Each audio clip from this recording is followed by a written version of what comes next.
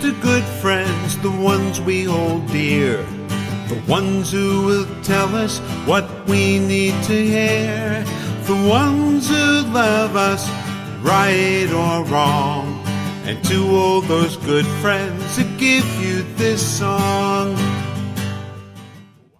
Well, hello, good friends, and welcome back to The Last Walk, Remember When, with your host, Ron Baumbach. And we're going back in time again to the fun times. So, get up off your easy chair, walk over to the fridge, open that ice box up, reach on the side door, pull out a bottle of Yoo-Hoo, open it up, pour it into a tall glass, reach up into your cupboard, and find where your mom hid those animal crackers. Sit back in your easy chair, turn on your lava lamp, close your eyes, get ready, it's storytelling time. The Last Walk is back. Oh, I've been so lucky and I've been so blessed. In spite of my failings, I've found success. For I've known love and I've known good times, and I have known friendship and written some rhymes.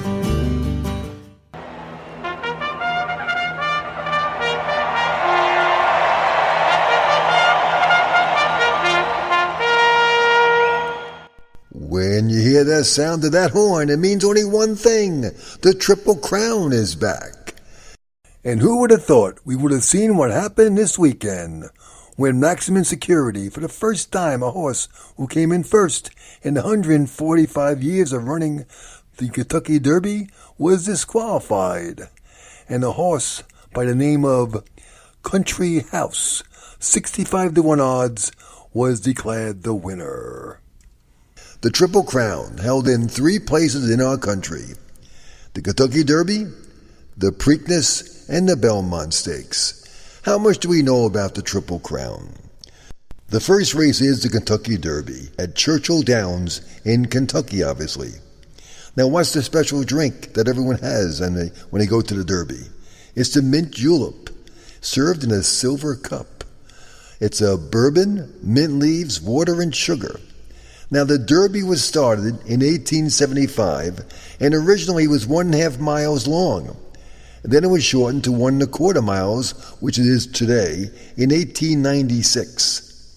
And the number of horses that run in the field are 20. Now, the Preakness Stakes in Pimlico in Baltimore has been running in Baltimore for a number of years. It's a field of 14 horses, the shortest one of all of them. And the track is 1 mile and 3/16 long, the shortest of all. Now, while the Preakness started in 1873, it didn't run in 1891 to 93. And now we have the mother of them all, the Belmont Stakes, the longest one at 1.5 miles.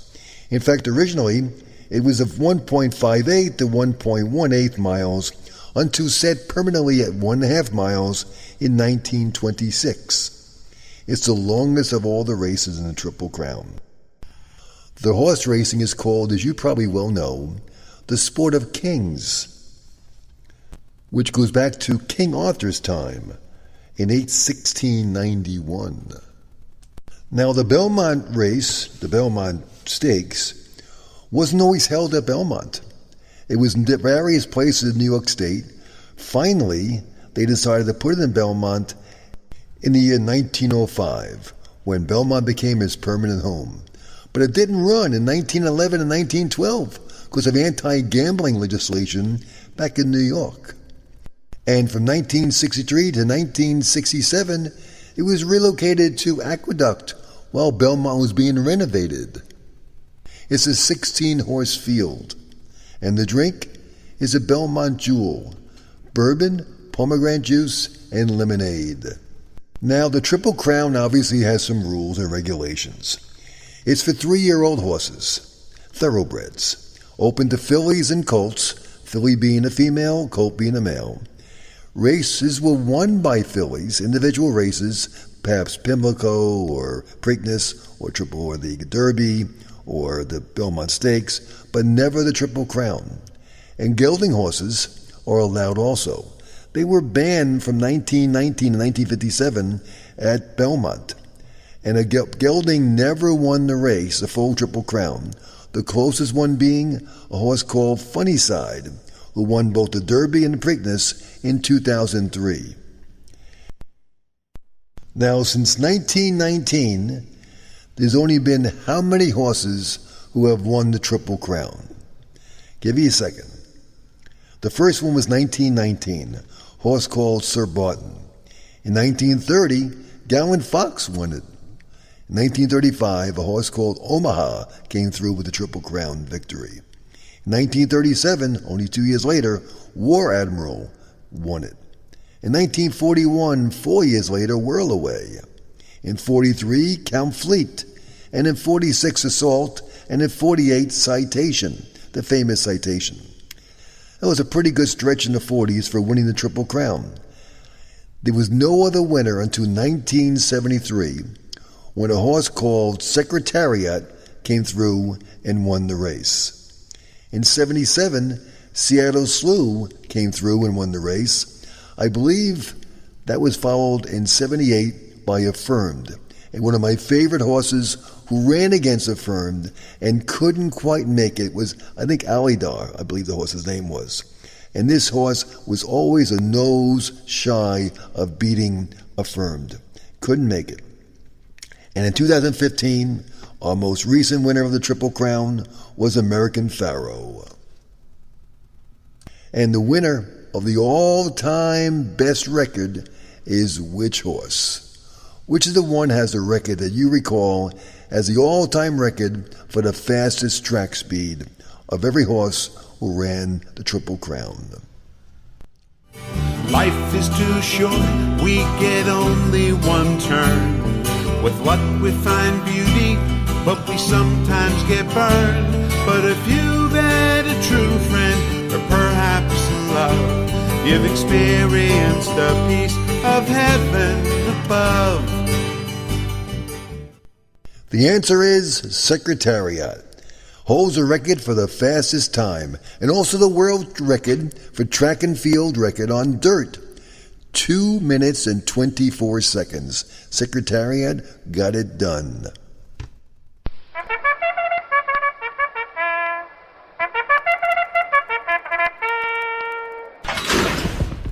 And they're off.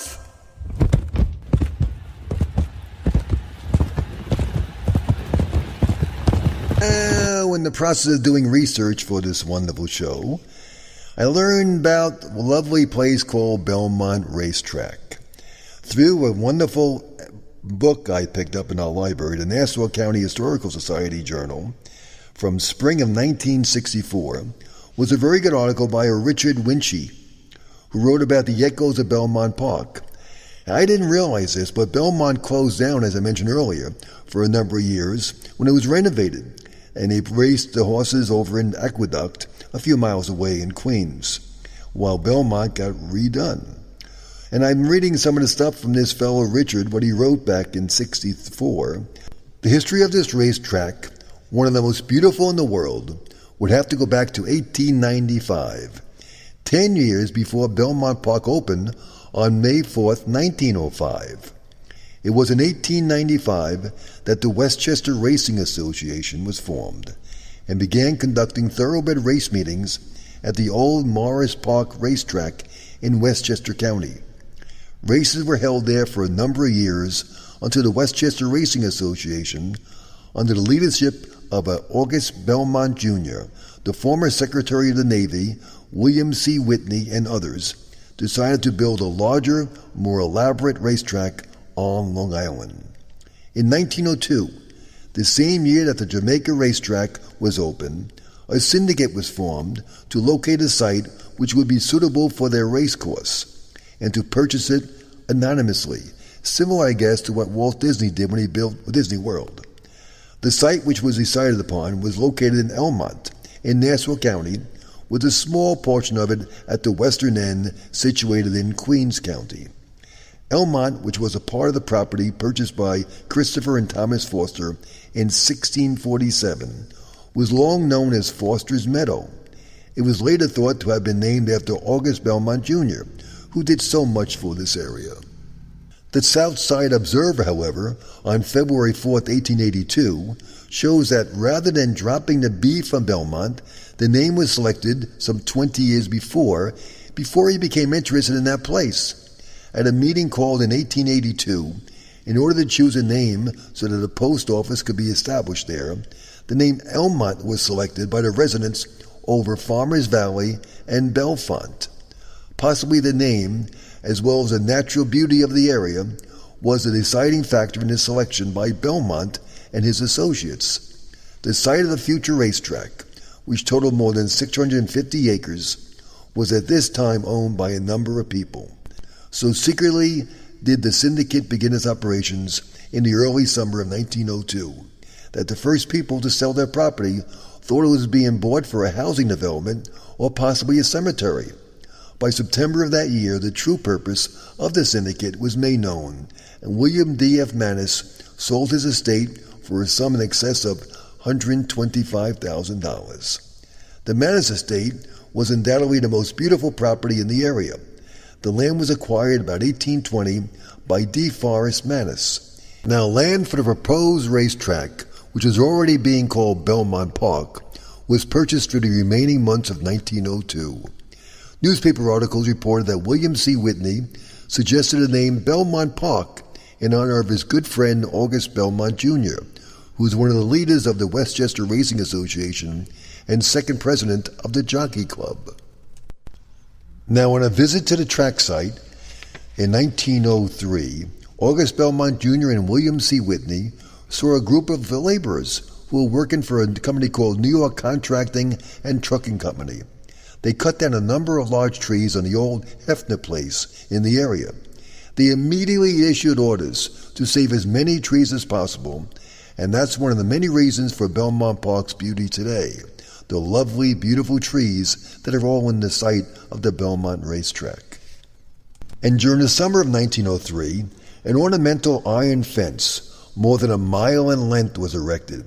It was painted a bottle green, with gilded balls at each division. This fence can still be seen along Hempstead Turnpike, and it still is stunning to look at. Now, by opening day, May 4th, 1905, everything was ready at the new racetrack. The grandstand, 650 feet in length, could seat 9,000 people, and the roof area was also available, as was the custom in England. The clubhouse, affording a fine view of the track, had dining rooms, bedrooms, balconies, and a bridge running to the grandstand. The administration building contained separate rooms for the stewards, clerk of the course, the handicapper, clerk of scales, jockey's dressing room, and infirmary. The Turf and Field Club, which had taken over the Manus Mansion, was expected to attract such people as the Whitneys, the Morgans, the Vanderbilts, Gaylets, and the Astors. Now, they had famous races back then.